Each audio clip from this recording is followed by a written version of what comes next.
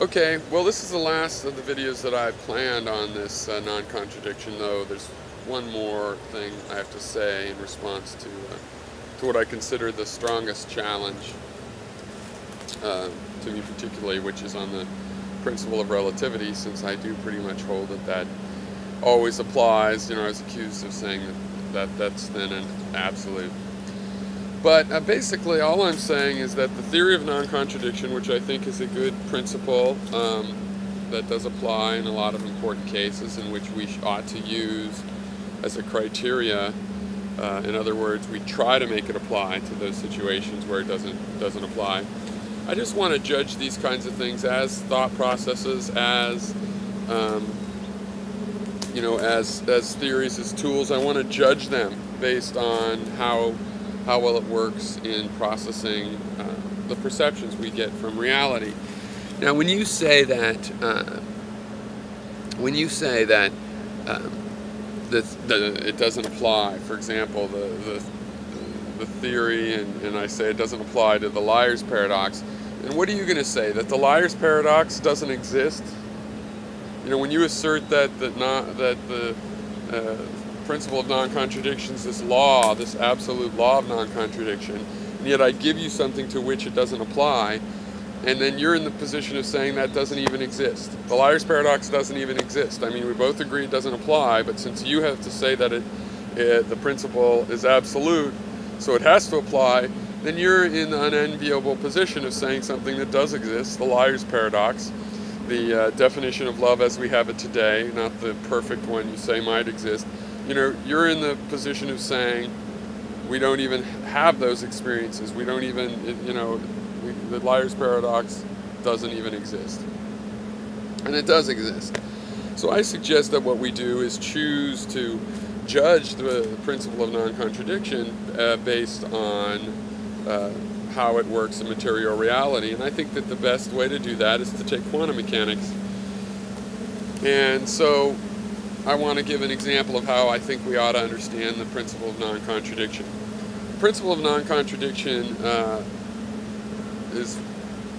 makes an appearance of sorts in the two-slit experiment.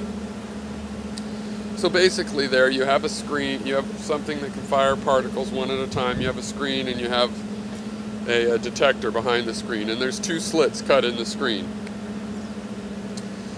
Well, in that situation, if you fire that gun with, you know, low enough accuracy that you don't know which slit it's going through, then the photons, when they pass through the slit, appear to defy the principle of non-contradiction, whereas they ought to go through one slit or not, and therefore not through the other slit, if they've gone through this one, and vice versa. In this situation, no, that doesn't seem to be the case. The photon can go ahead and go through both slits. As soon as you do something to figure out which slit the photon's going through, for example, your photon gun, you know, your light source, is aimed well enough to aim directly at one slit, then the theory of non-contradiction does apply, and you can see that it goes through one slit or the other. Similarly, keep the inaccurate gun, put a crystal in front of each slit so that the photon can go through it. There's a small voltage change while the photon does that. You can detect this, but you will know which, and in that case, again, the law of non-contradiction does apply, and the pattern you see on the detector is the one that coheres with the principle of non-contradiction, and the photon goes through one slit or the other. Similarly, if you just, with the original experiment, when you have the detector in the back, the principle of non-contradiction also applies at that point.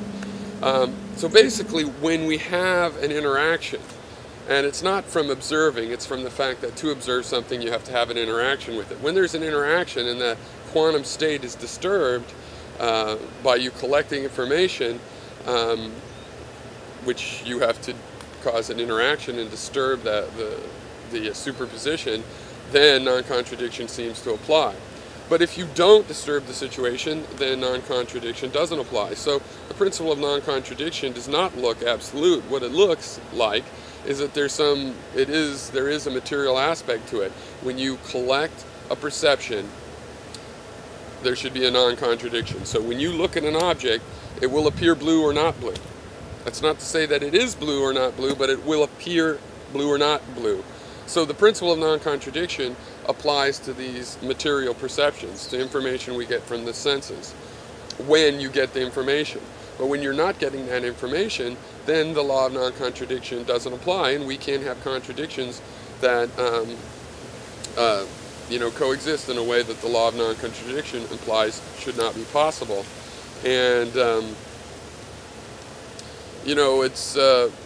I think it's eye-opening, because this is what relativity and dimensional thinking is all about. People throw around the idea of extra dimensions all the time, but in reality, there's a very coherent purpose of this idea of dimensionality. I mean, basically, when you get an extra dimension, you have an extra degree of freedom, and things that would have had to be contradictory in a lower dimensional space are not contradictory. So for example, if I'm a point on a line, then another point has to be either to the left or to the right of me, in a one-dimensional space. Because if it's in my location, then it is me, it's the same point as me, so it's going to have to be to the left or the right of me. But as soon as you expand that to 2 dimensions, that's no longer true, because something can be above and below you. It might not be to the left and right, it might be above and below you. So somehow we have this in quantum mechanics. This is why we have multidimensional theories of the universe coming out of quantum mechanics. This is why there's this idea that this whole universe is right next to us in some sense, in another dimension, next to us in another dimension. And it's because in that case you could have contradictory, there's room for contradictory events. That's the model I would say we should have for non-contradictory.